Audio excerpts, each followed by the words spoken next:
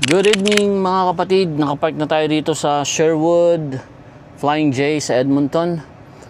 Bale na katatapos natin mag-shower at meron tayong binili na gadget ni Alex kasi kailangan natin to while traveling. So another expenses, add-on expenses para kay Alex. Pero syempre i-spoil din natin sa Alex para hindi siya magtampo sa atin, para kompleto lang dahil for safety naman, so kailangan talagang bilhin. At ginamit ko ang points ko sa aking Flying J rewards card, so okay lang, konti lang dinagdag ko kasi kulang pa yung points ko. So itong binili natin mga kapatid, makikita nyo CB radio, dahil kung papakita ko rito, ayan, blanco ang slot na to, pero nandyan na yung mga connections. Pag-aaralan ko pa kung paano i-connect, ako na lang magko-connect kaysa magbayad pa ako, So ito yung CB radio, Uniden siya, Bearcat 980 SSB. So bale, i-install natin ngayon yung ating CB radio, So inopen ko na, in-unbox ko na kaagad nang hindi ko nabibidyoan kasi excited, So pakita ko sa inyo. Ayan, So yan. So meron na akong CB radio, may magagamit na ako kapag importante ito lalo na pag flat deck ka.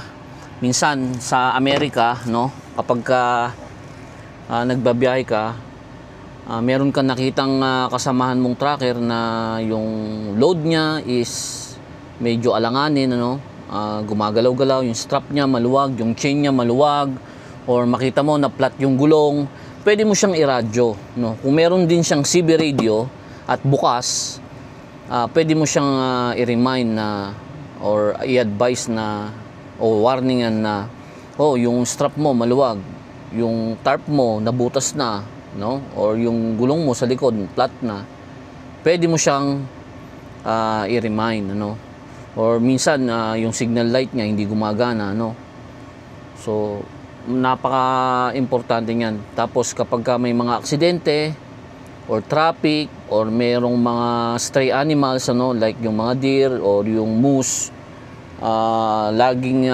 ginagamit yan. Parang minsan ako nung nandiyan ako sa Ontario, Highway 17, may nagradyo na moose on the loose, ganun sila, di ba?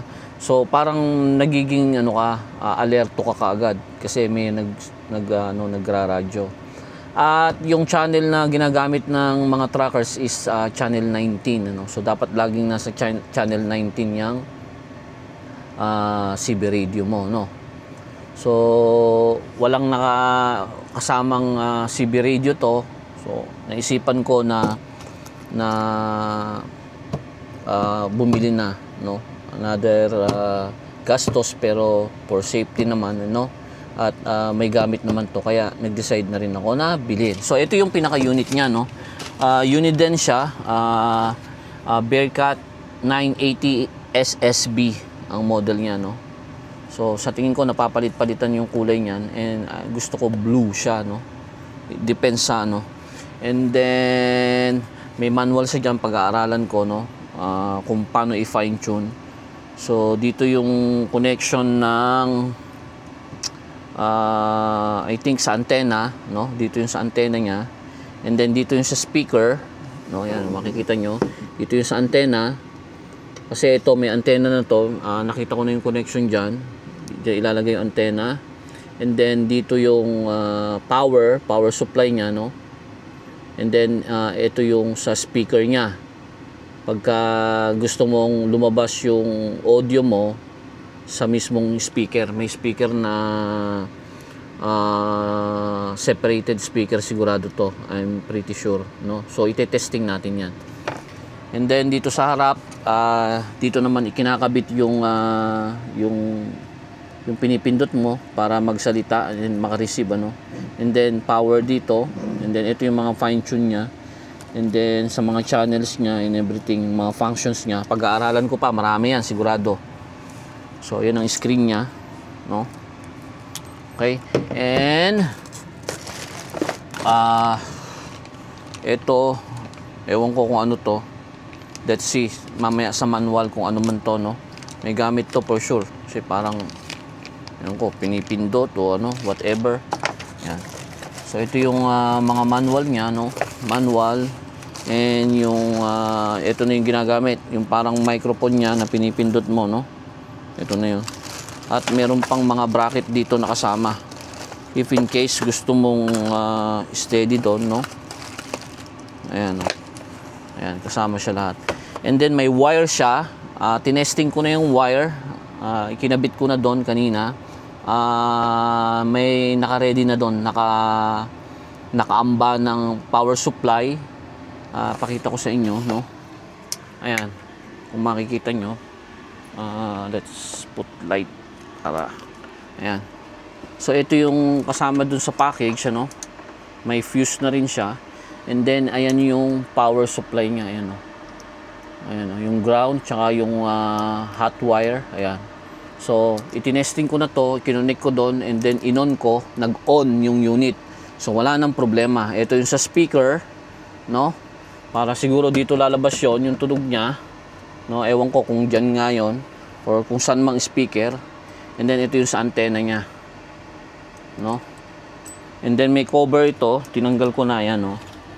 Tingnan, tinanggal ko na yung cover. So i-install ko na yan, and then after ko ma-install, ite-testing natin, mga kapatid, no. Okay.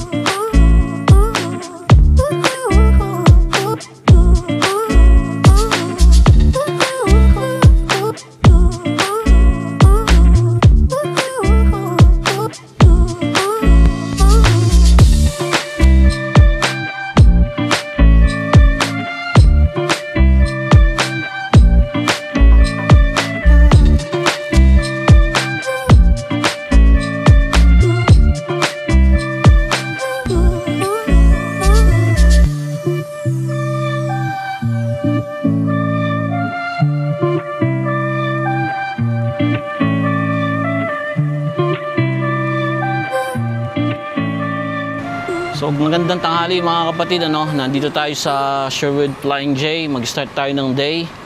And mga brads, kanina binisita tayo ng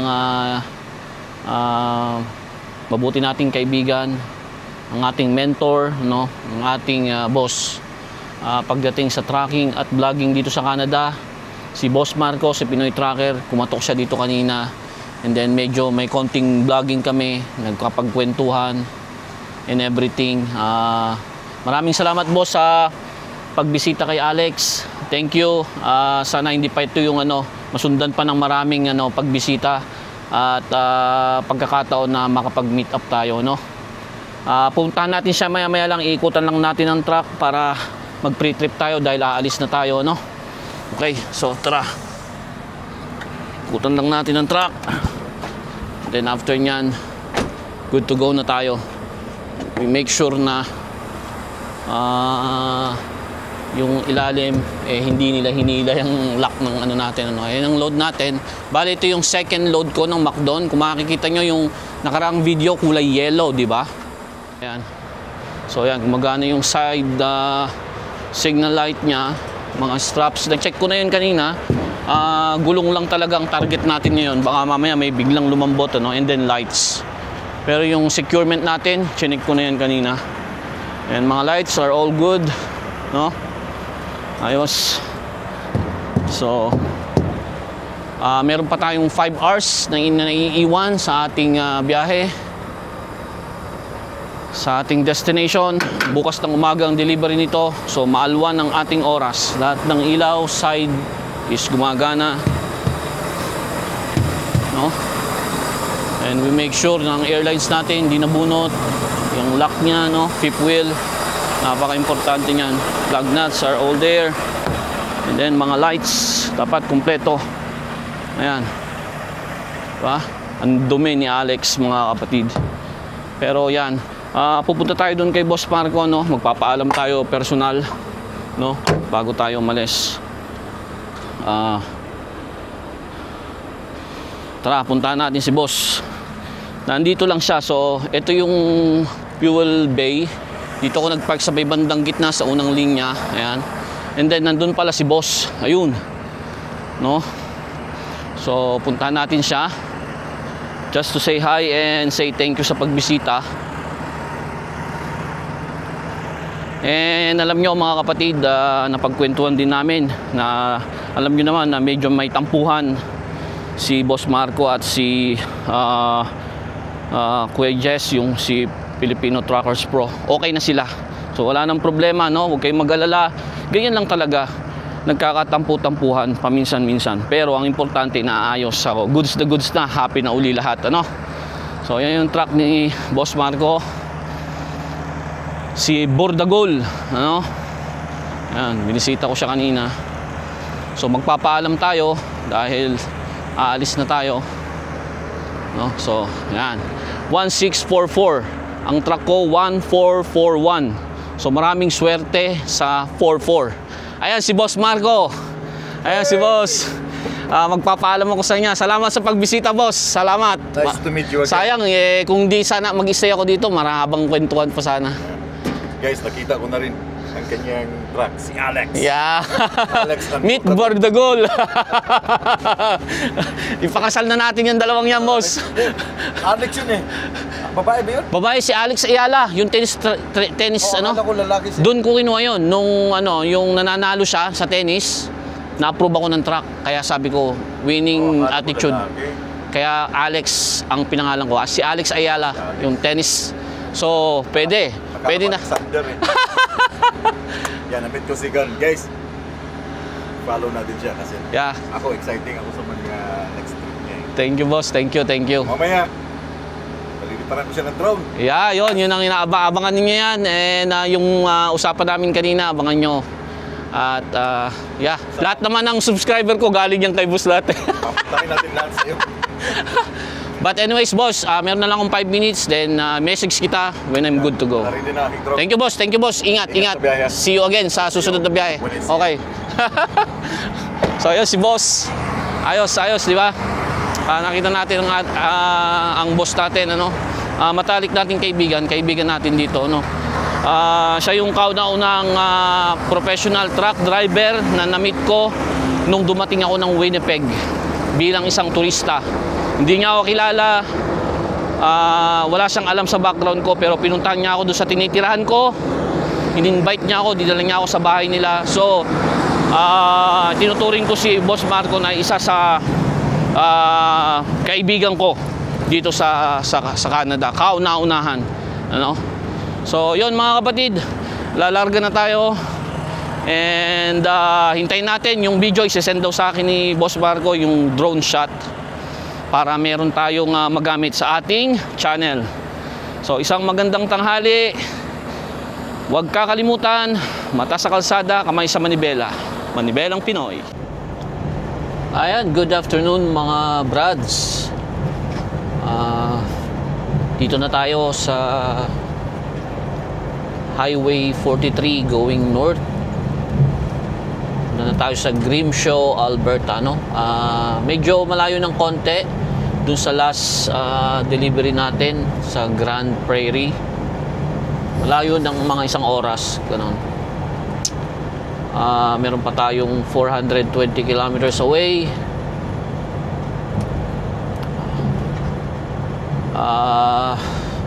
Bukas ang delivery nito, so hindi tayo nagmamadali, no? Tumatakbo lang tayo ng 100 kph. Most fuel efficient na takbo, no? Kasi kailangan magtipid tayo, di ba? Yung takbong ano lang, saktuhan lang. Hindi naman tayo nagmamadali. And then tomorrow, kapag dinrap natin ang load natin, no?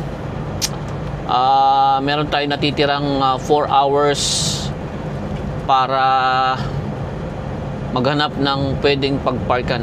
Hopefully sa White Court Flying J, no? Sa White Court Alberta may Flying J diyan.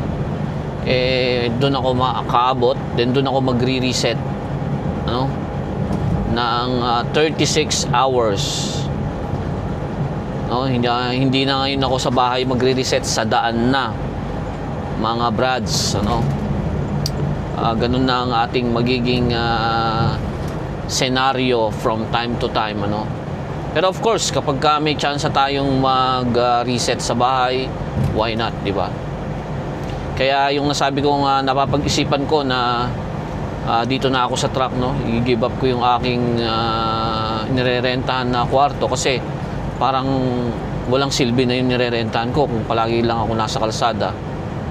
So much better na yung binabayad ko ron, idagdag ko na lang dito sa payment ni Alex, ano?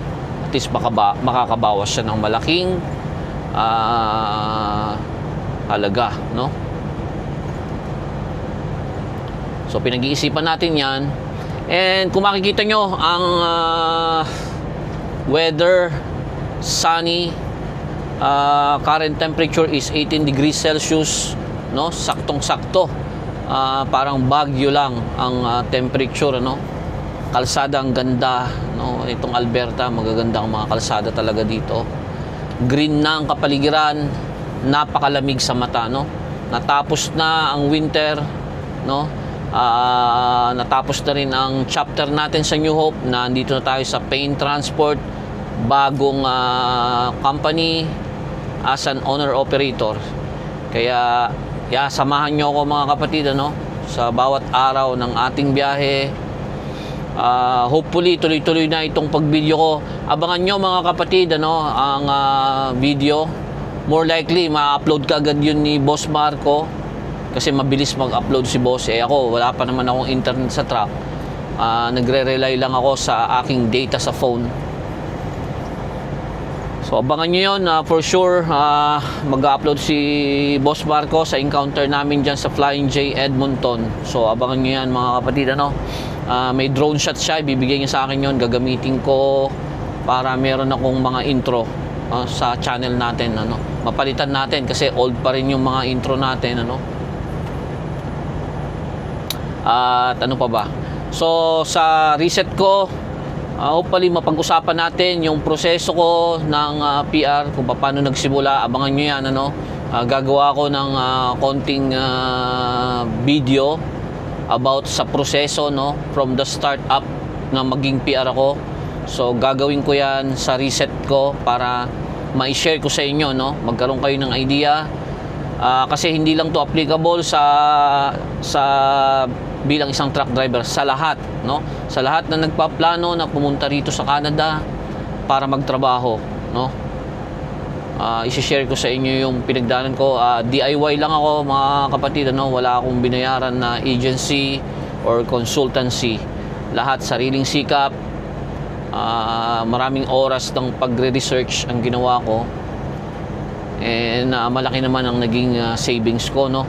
Instead na ibayad ko, ginamit ko na lang sa pagproseso ko, no. DIY. So yun lamang, mga kapatid, ano. Magkita-kita tayo mamaya. Didiretso na ako doon sa company. Nakita ko yung yard, medyo malaki, so doon na ako mag-stop para bukas ng umaga, early morning, yan, load nila ako. Then hahanap tayo ng ating pagre-resetan, no. Flying J, para merong shower room at may washroom, ano. Importante yun. So yun lamang, mga kapatid, isang magandang tanghali. Good morning, mga brads, mga kapatid, ano, good morning. Nandito na tayo sa ating drop-off location.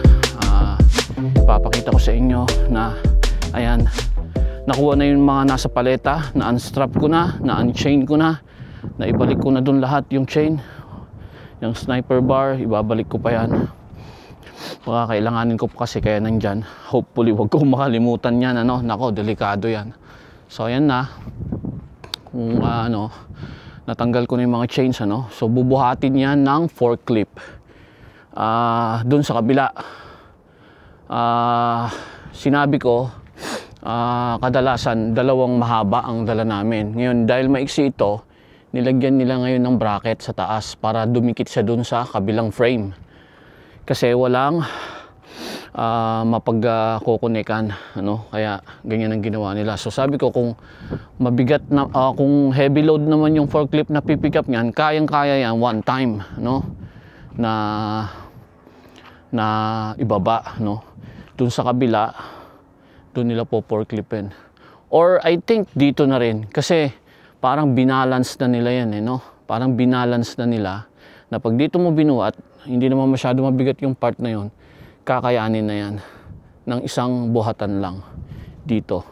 Kasi hindi ako pumikap nito, kinuha ko lang to sa yard, bali naka-strap na yan, ano, at nag-connect lang ako, then sinecure ko, no, kasi doon sa yard, ikaw ang magsisecure ng load, aalisin nila yan. Kung kinuha ng city driver yan, aalisin nila yung mga chain nila, yung mga straps nila, aalisin nila lahat.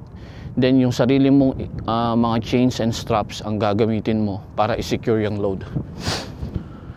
So makikita nyo yung trailer namin, mga kapatid, ano, lahat yan luma na, no, pero disc brake yan, ano, ayan, no, ayan, no, disc brake. At maganda ang pagkaka-maintain. Makikita nyo na lang sa pagtali ng mga hose, ano, yung mga rubber hose tsaka yung mga plastic hose na yan, makikita nyo na talagang ano, anong tawag dito, well maintained, ano, well maintained. Nakababa yung airbag, binaba ko kasi mataas yung trailer, natataasan ako dyan sa trailer, kaya ibinaba ko, no, halos lalo na dun sa harap, nakita nyo nakaganon, ano, pagka nakataas yan, nahihirapan akong alisin yung mga chain minsan, ano, so yan.